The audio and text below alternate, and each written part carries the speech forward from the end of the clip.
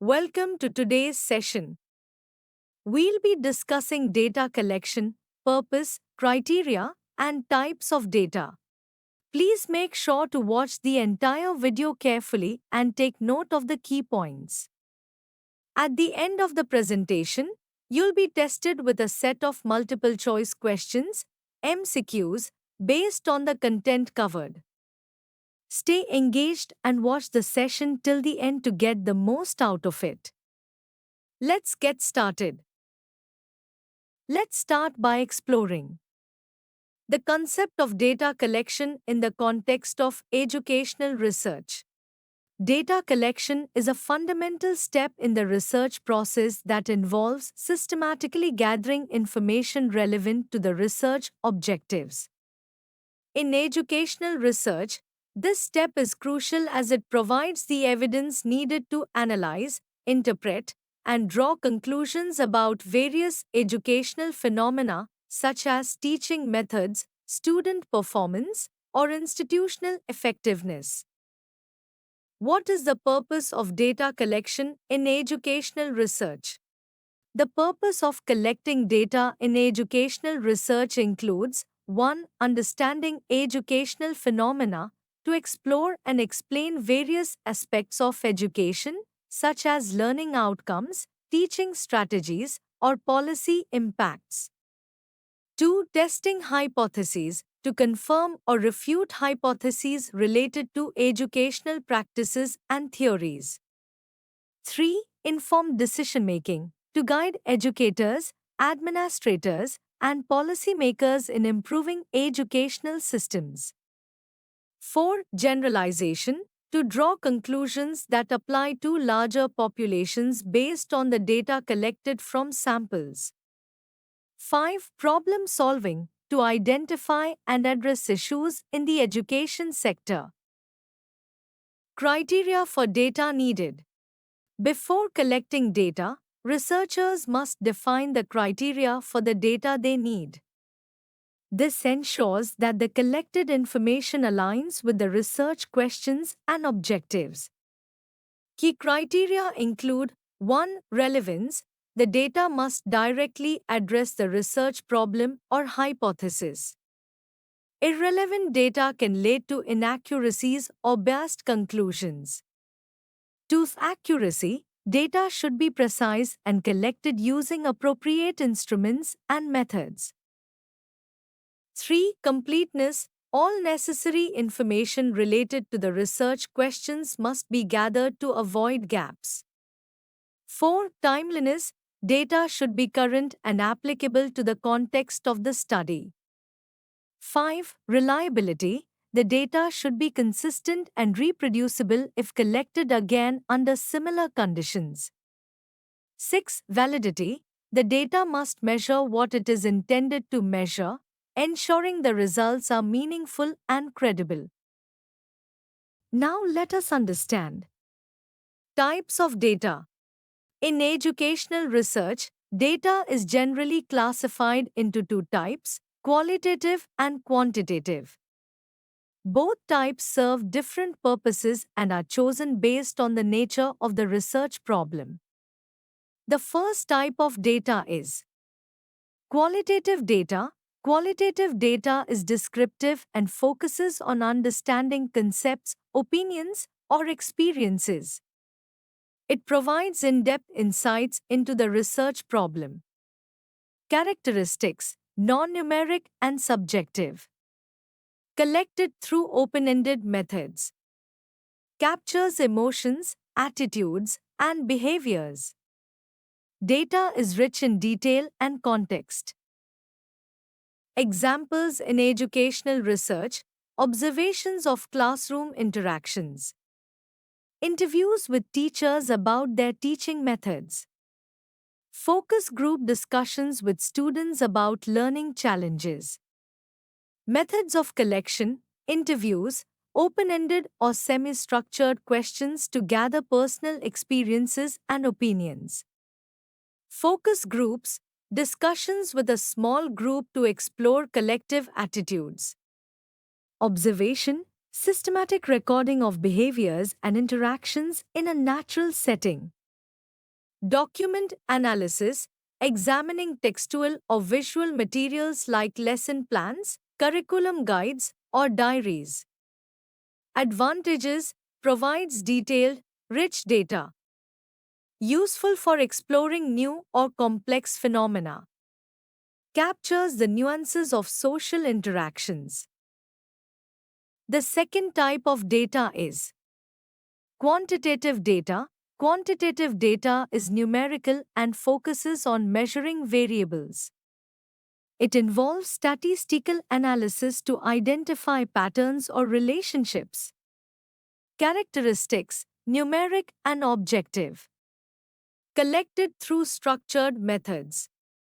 Provides generalizable findings. Easier to analyze using statistical tools. Examples in educational research, scores from standardized tests. Survey responses using Likert scales. Attendance records. Academic achievement data, example GPA. Methods of collection, surveys and questionnaires, closed-ended questions to gather large amounts of data. Experiments, controlled studies to measure cause and effect relationships. Tests and assessments, instruments to evaluate skills, knowledge, or attitudes. Existing records, data retrieved from institutional databases or reports. Advantages, easy to compare and analyze. Objective and replicable. Useful for testing hypotheses and identifying trends. Let me compare between qualitative and quantitative data. Aspects, qualitative data. Quantitative data. Nature, descriptive, narrative, and subjective. Numerical, measurable, and objective. Purpose, to explore and understand phenomena. To measure and quantify variables. Data collection, open-ended methods like interviews and observations. Structured methods like surveys and tests. Analysis, thematic and interpretative. Statistical and computational. Output, rich, detailed descriptions. Charts, graphs, and statistical reports. Dear viewers, let's solve some important multiple-choice questions based on the presentation. 1. What is the primary purpose of data collection in educational research? A. To randomly collect information. B. To create unnecessary documentation. C. To confuse policymakers with complex data. D. To gather evidence for analyzing research objectives. Your time starts now. 1, 2, 3, 4, 5. Answer. D. To gather evidence for analyzing research objectives. 2. Quantitative data is best described as A. Narrative and subjective. B. Numerical and objective. C. Visual and artistic. D. Intuitive and theoretical. Your time starts now. 1, 2, 3, 4, 5. Answer. B. Numerical and objective. 3. Qualitative data is characterized by A. Numerical representation. B. Statistical analysis. C. Descriptive and narrative information. D. Standardized tests and assessments. Your time starts now. 1, 2, 3, 4, 5. Answer. C. Descriptive and narrative information. 4. Which of the following is an example of quantitative data in education? A. A student's description of their favorite subject. B. Test scores of students in a math exam. C. Teachers' opinions about a new teaching method. D. Observations of classroom behavior. Your time starts now. 1, 2, 3, 4, 5. Answer: B. Test scores of students in a math exam. 5. What type of data is collected during a focus group discussion?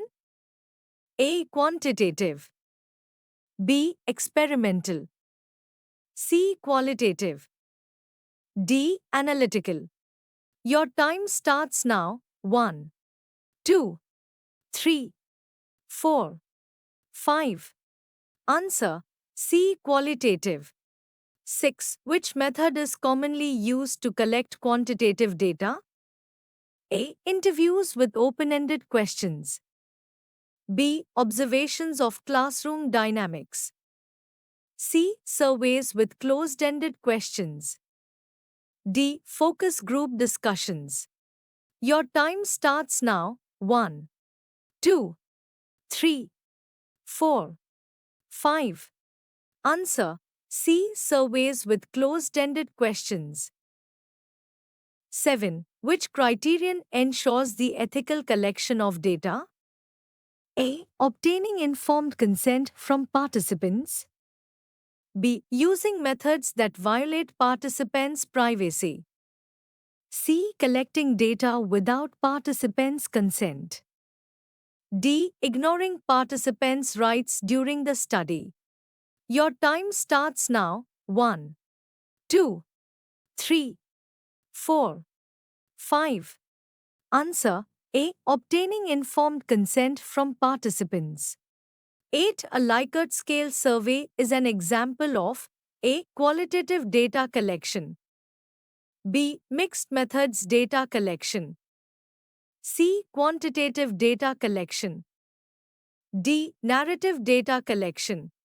Your time starts now. 1, 2, 3, 4, 5. Answer: C. Quantitative data collection. 9. Observing classroom behavior to understand teaching methods is an example of A. Quantitative data collection. B. Qualitative data collection. C. Experimental data collection. D. Randomized control studies. Your time starts now. 1, 2, 3, 4, 5. Answer: B. Qualitative data collection. 10. Which of the following is considered an ethical issue in data collection? A. Using multiple data sources. B. Violating participants' confidentiality. C. Designing culturally appropriate instruments. D. Testing the validity of data collection tools. Your time starts now. 1, 2, 3, 4, 5. Answer: B. Violating participants' confidentiality. Thank you. Don't miss out. Subscribe now to my YouTube channel, Education and Teacher Education, for insightful content and valuable resources.